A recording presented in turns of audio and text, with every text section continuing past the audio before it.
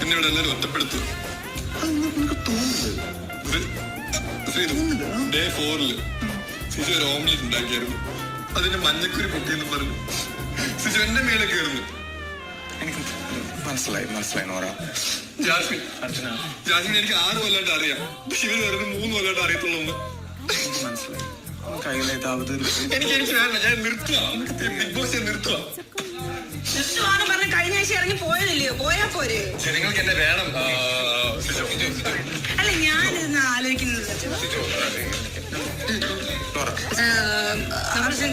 എനിക്ക് പിടിക്കാമല്ലോ. എനിക്ക് പിടിക്കാം. പക്ഷെ ഒന്നും പറയണ്ടല്ലോ. ഈ കരയുമ്പോ കണ്ണീര് പൊഴിയത്തില്ലയോ? എന്തെങ്കിലും പറഞ്ഞു വന്നിട്ടുണ്ടോ? നിങ്ങൾ എനിക്ക് കംഫർട്ട് പാർട്ട്ണറായിട്ട് തന്നല്ലോ. നിങ്ങൾ അന്ന് നിങ്ങളെ ദേഷ്യമൊക്കെ നിർത്തി